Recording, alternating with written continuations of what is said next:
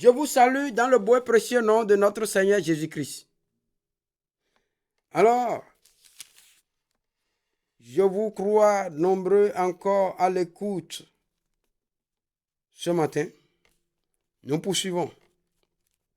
Et nous poursuivons avec l'histoire de Shadrach, Meshach et Abednego, qui sont désormais sous la menace de Nebuchadnezzar. Nebuchadnezzar est en colère contre eux. Maintenant, nous avons vu. Les troubles sont arrivés pour eux. Parce qu'ils ont dit, nous voulons adorer notre Dieu.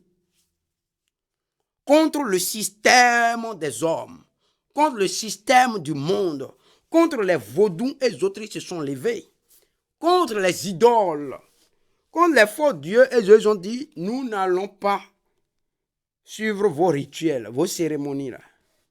Et le chef s'est mis en colère contre Daniel, contre Shadrach, Meshach, Abednego. Mais sa colère pourra-t-elle faire quelque chose? Aura-t-elle des faits? Shadrach, Meshach, Abednego pourront-ils subsister face à sa colère? Laissons la Bible nous éclairer là-dessus. Prenons notre Bible alors dans Daniel au chapitre 3, verset 20. Il dit puis, il commanda à quelques-uns des plus vigoureux des soldats de son armée de lier Shadrach, Meshach, Abednego et de les jeter dans la fournaise ardente. Verset 21. Ces hommes furent liés avec les caleçons, les tuniques, les manteaux et les autres vêtements et jetés au milieu de la fournaise ardente. Verset 22. Comme l'ordre du roi était sévère et que la fournaise était extraordinairement chauffée, la flamme tua les hommes qui y avaient été jetés. Shadrach, qui y avait jeté Shadrach, Meshach et Abednego. Vous voyez? C'est une chose terrible. Ceux qui ont jeté, c'est-à-dire que le roi était tellement en colère parce que Shadrach, Meshach et Abednego ont osé le défier. Ont osé défier ses dieux et le défier. On refusé de lui obéir. On refusé de lui obéir contre Dieu. Ce n'est pas le fait d'obéir au roi qui est le problème, de désobéir au roi qui est le problème, non. Ici, Shadrach, Meshach et Abednego jusque-là ont toujours obéi au roi. C'est pourquoi d'ailleurs il les a établis comme des gouverneurs. Ils lui obéissaient tout le temps. Mais ici, le problème est que le roi a donné un ordre à Shadrach, a donné un ordre à tout le monde, et y compris Shadrach, Meshach et Abednego. Mais ils ont trouvé que cet ordre est contraire à la parole de Dieu. C'est contraire à la Bible. C'est contraire aux ordonnances de Dieu. Oh, ils savaient que pour obtenir les promesses de Dieu, il faut obéir aux ordonnances et aux commandements de Dieu. Et quel est le commandement de Dieu auquel cette parole était contraire, c'est-à-dire auquel cet ordre du roi était contraire? Voici ce que ce commandement dit. Ce commandement se trouve dans Exode au chapitre 20. Il dit, verset 4 à 3, il dit, tu ne te feras point d'image taillée. Ni de représentation quelconque des choses qui sont en haut dans les cieux, qui sont en bas sur la terre et qui sont dans les eaux plus bas que la terre. Premier, 2, 3 maintenant, il dit, tu ne te prosterneras point devant elle. Ça veut dire quoi? Premièrement, Nebuchadnezzar, en faisant représentation statue là, Nebuchadnezzar a déjà désobéi aux ordonnances de Dieu. Les trois ont dit, Nebuchadnezzar, lui c'est son problème, mais nous, si tu as choisi de faire ta statue, de faire représentation quelconque des choses qui sont en haut, dans les cieux, en bas sur la terre, on voit les hommes, représentation, tu fais statue d'un homme pour mettre là-bas, c'est ton problème. C'est ton problème. Ça veut dire que normalement, on voit aujourd'hui, on voit dans les nations, on va faire statue de quelqu'un, d'un roi ou un président quelque part, on met sur un carrefour. C'est les démons qui habitent dedans. C'est les démons qui sont dedans. Dieu a dit, tu ne feras pas de représentation. Tu ne feras ni d'image taillée, tu ne feras pas d'image taillée. Image taillée, c'est les statues qu'on appelle image taillée. Maintenant, on fait les statues, on va dire c'est tel président qui est ici, on a fait sa statue, on met là-bas. c'est de l'idolâtrie. Même si vous n'allez pas vous agenouiller devant ça, on va donner un nom à ce carrefour pour dire carrefour telle personne. Ceci, cela. C'est terrible. Maintenant, qu'est-ce qui se passe? Ils ont dit, tu ne te feras point. Maintenant, verset 5, il dit, tu ne te prosterneras point devant elle et tu ne les serviras point. Car moi, l'Éternel ton Dieu, je suis un Dieu jaloux. Qui fait quoi? Qui punit l'iniquité des pères sur les enfants jusqu'à la 3e et la 4e génération de ceux qui me haïssent. Shadrach, Meshach, Abednego savent que quand on fait ça là, Dieu lui punit. Il trouve que Dieu s'est dit que c'est une iniquité, il punit. Ils ne veulent pas cette punition pour eux, ni pour les enfants, ni pour les enfants de leurs enfants. Vous voyez? C'est ça le problème. Comme ils ne veulent pas ça, ils ont dit jamais. Voilà. La fournaise là, va brûler seulement notre corps. Nous savons que notre Dieu est puissant pour nous délivrer de ta fournaise. S'il veut, il va nous délivrer. La fournaise n'est rien pour lui. C'est lui qui a créé le feu. Il peut dire au feu de se mettre au garde à vous et le feu va se mettre au garde à vous. C'est ce qu'ils ont compris ça. Et c'est pour ça qu'ils ont désobéi. Ils n'ont pas désobéi au roi pour désobéir, non. Ils ont désobéi au roi parce que l'ordre du roi était contraire à l'ordonnance de Dieu. C'était tout. C'est pourquoi Dieu les a soutenus. Qu'est-ce que je vais te dire? Toi qui m'écoutes, ne pense pas que tu vas prendre ce passage pour dire que tu vas désobéir aux autorités. Non, en désordre. Non. Si tu désobéis aux autorités sans raison, si ce que l'autorité demande n'est pas contraire aux ordonnances de Dieu, à la loi de Dieu, et que tu lui désobéis, tu dois savoir que tu as désobéi à Dieu en ce moment. Parce que c'est Dieu lui-même qui a dit, toute autorité, soyez soumise aux autorités, car toute autorité établie vient de Dieu. Voilà. C'est clair.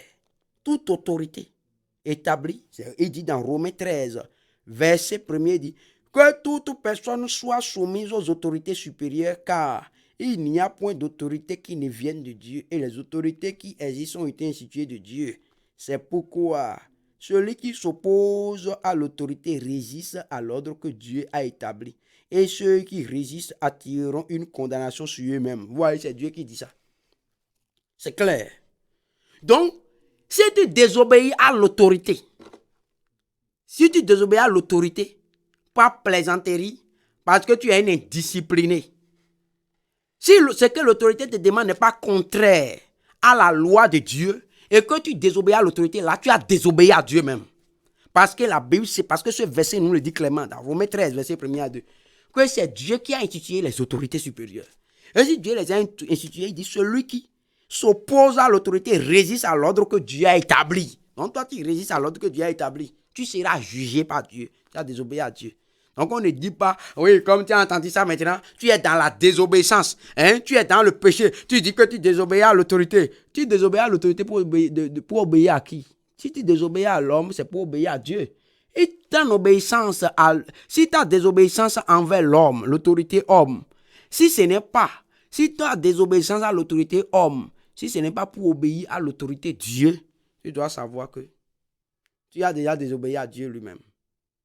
Parce que le Dieu que tu prétends adorer là, ce Dieu-là, c'est lui qui a établi l'autorité là sur toi. Donc ce Dieu-là, tu dois le voir au travers de cette autorité-là. Point. Tant que ce que l'autorité homme te dit de faire n'est pas contraire à la volonté de Dieu, à la parole de Dieu là, tu dois savoir que c'est Dieu qui te donne des ordres au travers de cette autorité et tu dois lui obéir. Si tu ne lui obéis pas, c'est à Dieu que tu as désobéi. Pour cette raison, Dieu ne va pas te soutenir. Dieu va te frapper lui-même. Dieu va t'aider même l'autorité là à bien te faire mal. Et il n'y aura rien pour te corriger. Donc, c'est clair, ça doit être clair. Dans ta tête, donc, il ne faut pas que des indisciplinés se lèvent pour désobéir aux autorités pour dire que oui, on a dit que oui, parce qu'on a prêché, on a vu Daniel, on a vu les Shadrach, Meshach, Abednego. Non, hein. Ils obéissaient à Dieu tant qu'ils obéissaient à l'autorité, ils obéissaient au roi. Tant que ce que les rois les demandaient de faire n'était pas contraire à la parole de Dieu, ils obéissaient. Mais ici, c'est parce que le roi est arrivé à un niveau où il a demandé quelque chose qui est contraire à ce qui viole la loi de Dieu. Ils ont dit, ah, roi, nous ne pouvons pas faire ça. Si nous faisons ça, ça veut dire que c'est toi que nous sommes en train, nous servons toi et tes dieux. Et nous refusons de servir le Dieu qui est dans les cieux, qui est au-dessus de tout. Ah, nous n'avons pas fait ça. C'est ce qu'ils ont refusé. C'est ce que Daniel avait refusé. C'est ce que Shadrach, Meshach, Abednego aussi ont refusé ça. Voilà, c'est ce qu'ils ont refusé. Retournons maintenant dans Daniel au chapitre 3 où nous sommes. Pour voir. Donc, c'est clair. La précision est claire. Alors ici maintenant, allons dans le 23 maintenant. Daniel chapitre 3, verset 22, 23 maintenant. Et verset 22, il dit, comme l'ordre du roi était sévère et que la fournaise était extraordinairement chauffée, la flamme tua. Vous voyez, c'était extraordinairement chauffé. Extraordinaire. Du jamais vu qu'on chauffe une fournaise comme ça. La flamme tua les hommes qui y avaient été jetés. Qui y avaient jeté du moins Shadrach, Meshach, Abednego. Et ces trois hommes, Shadrach, Meshach et Abednego, tombaient liés au milieu de la fournaise ardente. Arrêtons-nous là, d'abord, pour voir quelque chose. Qu'est-ce qui se passe? Il dit que quand ils ont jeté Shadrach, ceux qui ont jeté tellement que la fournaise était chaude que ceux qui ont jeté Shadrach, Meshach, Abednego dans la fournaise ont été tués par la chaleur qui se dégageait de la fournaise là, et qui sortait là. Ça les a brûlés. Oh, mais si c'est comme ça, qu'est-ce qu'on peut imaginer? Et on a jeté Shadrach, Meshach, Abednego dans la fournaise. Si c'est comme ça, naturellement, on peut imaginer ce qui naturellement devrait arriver à Shadrach, Meshach, Abednego. Ça veut dire que même les cendres là, ce sera difficile même de trouver les cendres. Oui ou non? C'est ça normalement. Mais ça c'est naturellement. Mais puisque Shadrach, Meshach, Abednego servent un Dieu surnaturel, alors le Dieu surnaturel qui a créé le naturel. Le Dieu surnaturel, c'est-à-dire quoi? Le Dieu qui est au-dessus de la nature. Beaucoup de gens disent que la nature a ses lois, d'accord. Mais c'est celui qui a créé la nature, qui a instauré des lois. Maintenant, donc c'est le Dieu surnaturel qui est au-dessus de la nature. Il surnage la nature. Il surnage, donc il surplombe les lois de la nature. Les lois de la nature disent que quand on jette quelque chose dans le feu va le brûler. D'accord, pas de problème.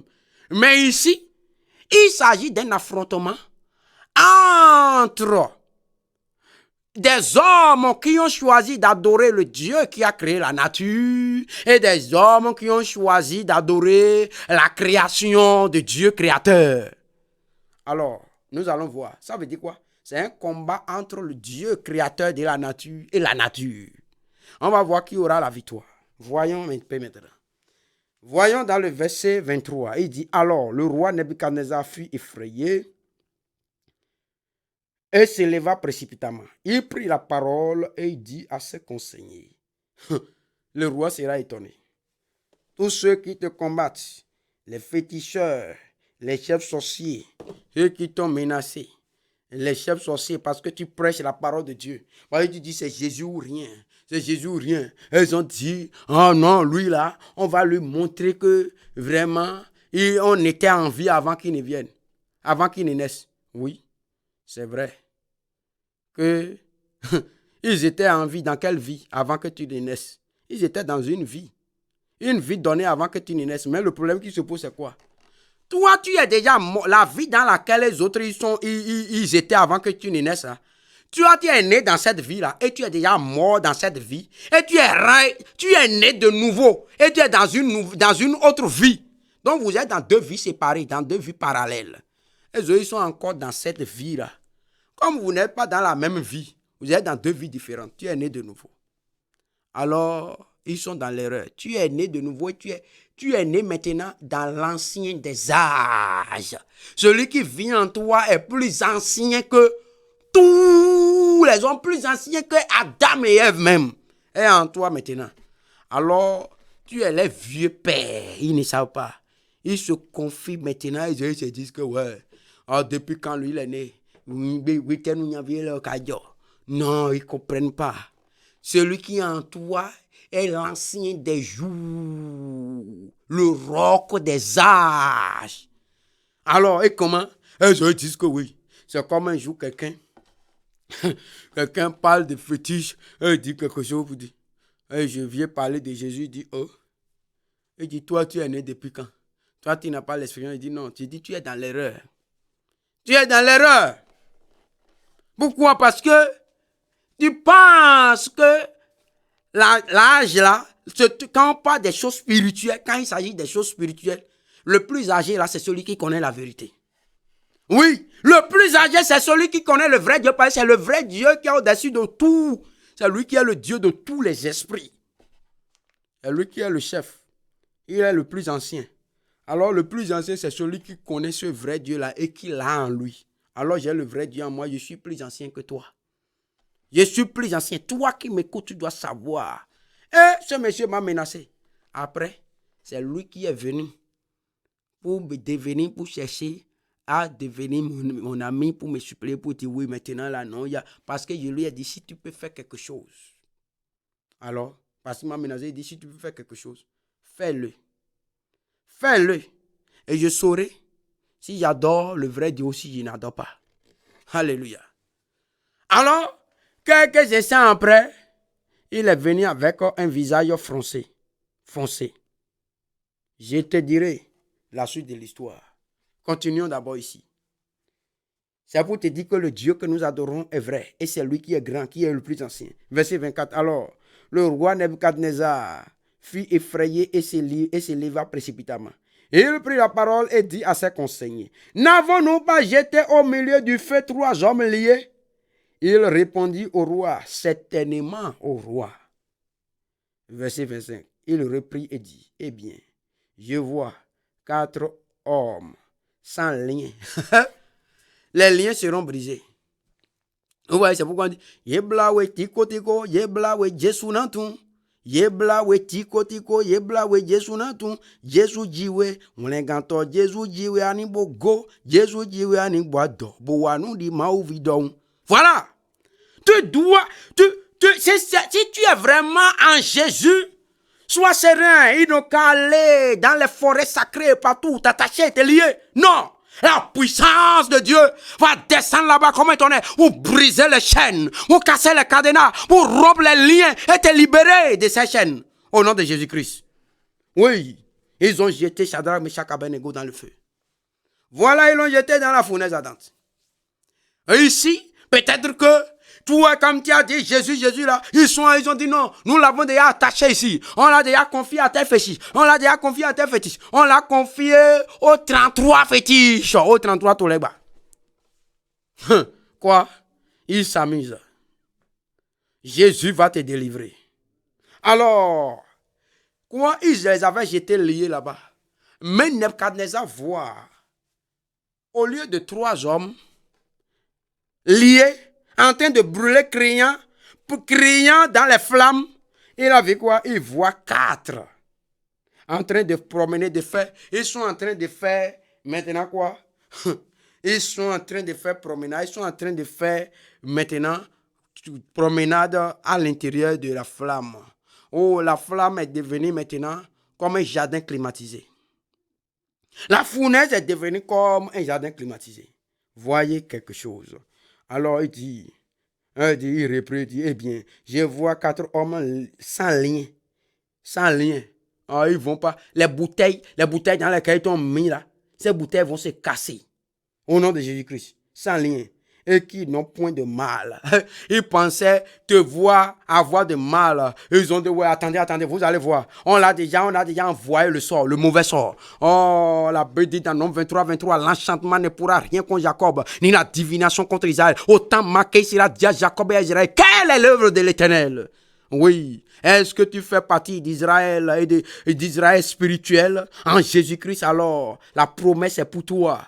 Parce qu'il dit dans Galates 3, verset 13, oui, à 14, et dit Christ nous a rachetés de la malédiction de la loi, afin que les bénédictions d'Abraham puissent avoir l'accomplissement pour les païens.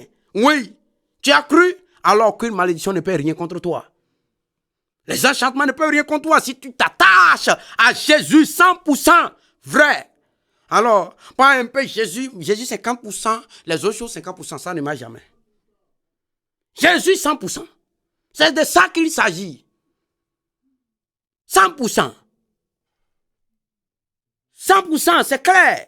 C'est pas un peu, oui, c'est vrai, je suis en train de venir. C'est pas en train de venir.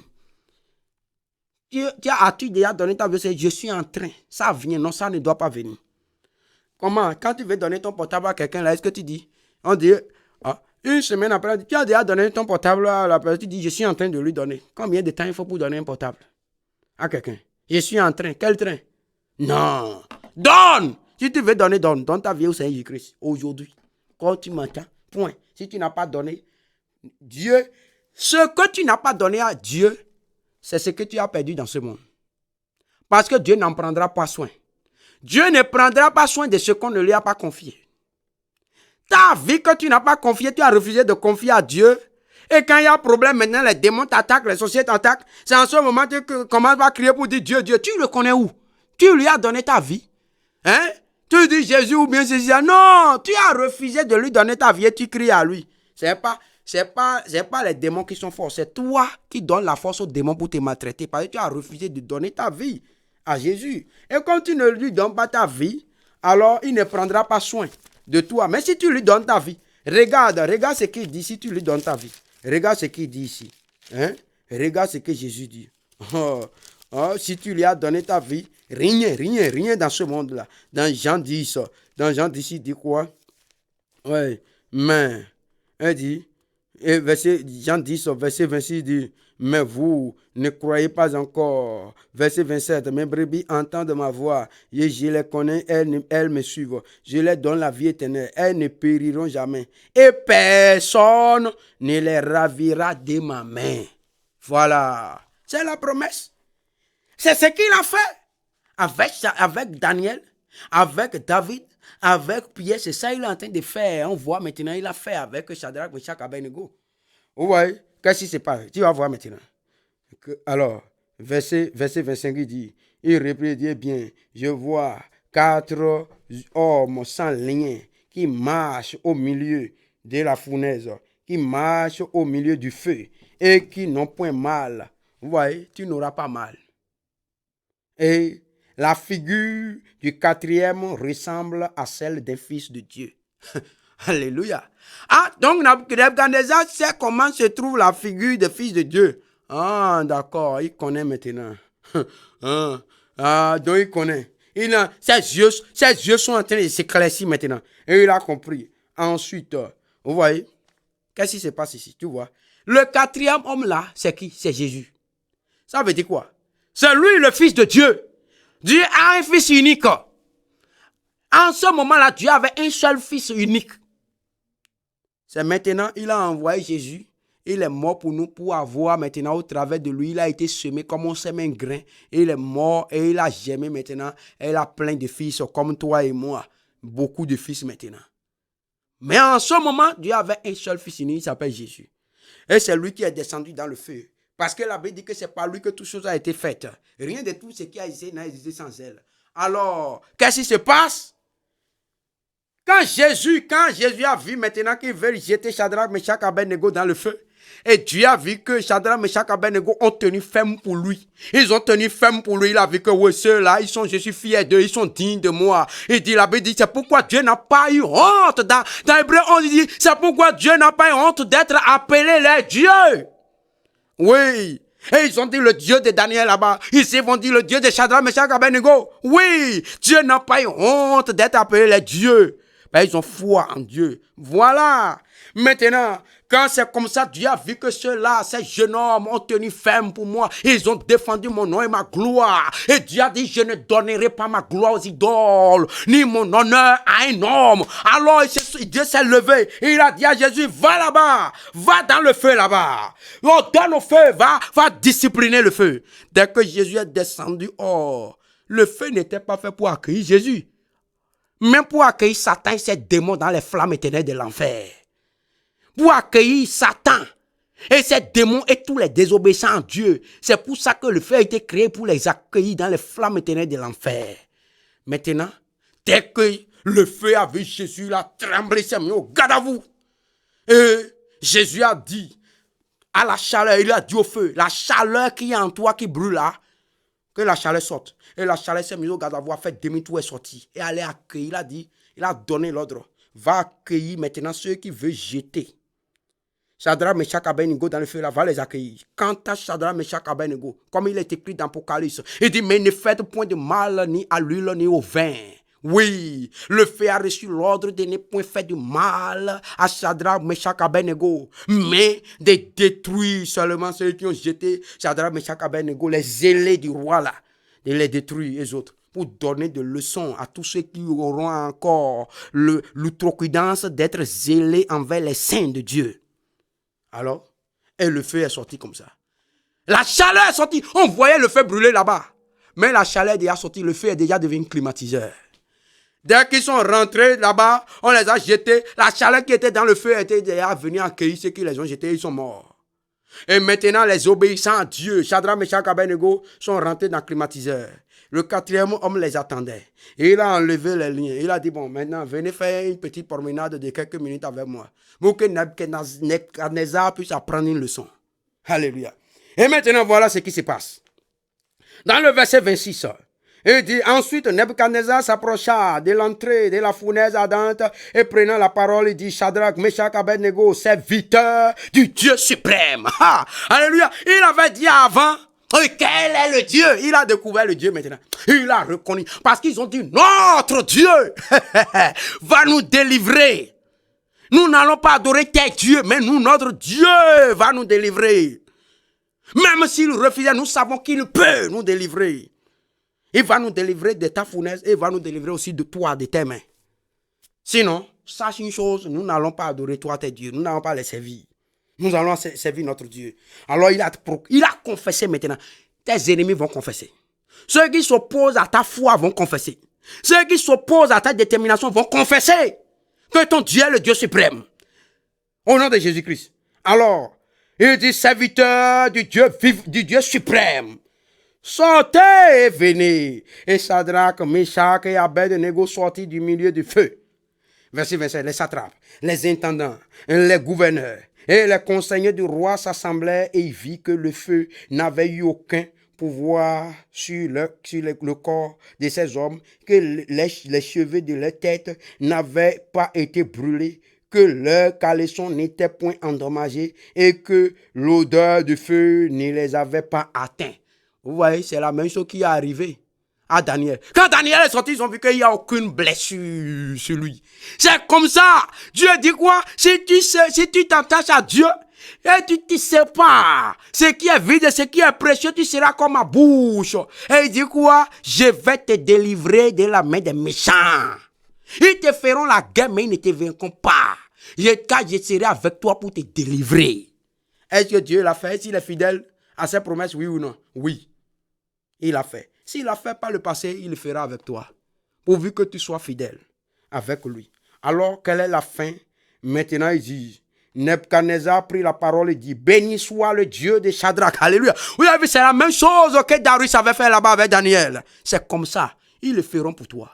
Tes ennemis, ceux qui s'opposent à toi, à ta foi, et qui disent que toi tu es têtu, et que tu es devenu fou, tu suis quelque chose, tu es bizarre. Et ils vont finir par reconnaître que ton Dieu est le Dieu suprême et ils vont honorer, glorifier ce Dieu. Si toi, tu tiens ferme pour ce Dieu, tu tiens ferme, tu prends cause et effet pour ce Dieu. Et dit, Nebuchadnezzar a pris la parole et dit, béni soit le Dieu de Shadrach, de Meshach et d'Abednego, lequel a envoyé son ange et délivré ses serviteurs qui ont eu confiance en lui. Ça vous rappelle quelque chose dans Daniel là-bas, quand de 6 là-bas, dans Daniel 6 là-bas, quand il parlait avec Darius, le roi Darius, quand Daniel était jeté dans la fosse au lion, oui. Même chose, il dit. Il a eu confiance, il dit, lequel a envoyé son ange et a délivré ses serviteurs qui ont eu confiance en lui et qui ont violé quoi? Ont délivré qui? Ses serviteurs. C'est Dieu. C'est-le avec persévérance. Et il va te délivrer. Et qui ont violé l'ordre du roi, oui. Le roi lui-même reconnaît qu'ils ont violé son ordre. Mais ils ont obéi à l'ordre de Dieu. Oui, parce que l'ordre du roi était contraire à l'ordre de Dieu. Et dit qu'ils ont violé l'ordre du roi et livré leur corps plutôt que de servir et d'adorer aucun autre Dieu que leur Dieu. Aucun autre Dieu, petit D. Et que notre Dieu, que les dieux grandés, le roi même l'a dit, petit Dieu et grandé. Alléluia, il dit, voici maintenant l'ordre que je donne. Tout homme, à quelque peuple, nation ou langue qu'il appartienne, qui parlera mal du Dieu de Shadrach, de Meshach et d'Abed-Nego sera mis en pièces et sa maison sera réduite en état d'immondice parce qu'il n'y a aucun autre Dieu qui puisse délivrer comme lui. Même confession que Darius. Alléluia. Après cela, quoi? Le roi fit prospérer Shadrach, Meshach et Abed-Nego dans la province de Babylone. Même chose. Il est arrivé avec Daniel. Même chose avec Shadrach, Meshach et Abed-Nego. Oh, quelle décision prends-tu? Prends-tu la décision de t'attacher à ce Dieu, de séparer ce qui est vil de ce qui est précieux, de prendre cause et fait pour lui, quoi qu'il arrive, au milieu des troubles, des persécutions, pour voir la gloire de ce Dieu, ici bien dans ce monde comme dans l'éternité, ou bien veux-tu compromettre pour une honte éternelle? Alors la décision est maintenant dans tes mains. Baisse la tête, nous allons prier. Seigneur éternel Dieu, nous voulons te dire encore merci. Toi qui nous témoignes ta fidélité, nous savons, oui, que ta parole, tu as dit qu'elle ne peut pas venir sans avoir accompli la mission pour laquelle tu l'as envoyée. Elle est irrévocable et éternelle. Elle accomplit toujours son œuvre. Elle est efficace. Nous prions. Comme elle est sortie encore ce matin, qu'elle puisse accomplir la mission pour laquelle elle est sortie dans toutes les vies. Qu'elle apporte la foi dans un cœur. Et une personne qui veut déjà abandonner, qui veut compromettre, qui se décourage déjà, Seigneur, que ces paroles fortifient maintenant dans sa foi et que sa décision soit ferme au nom de Jésus-Christ. Et qu'il puisse voir ta gloire aussi bien dans ce monde que dans le monde à venir. Merci Père de nous avoir exaucés. Au nom de Jésus-Christ, nous avons prié. Amen.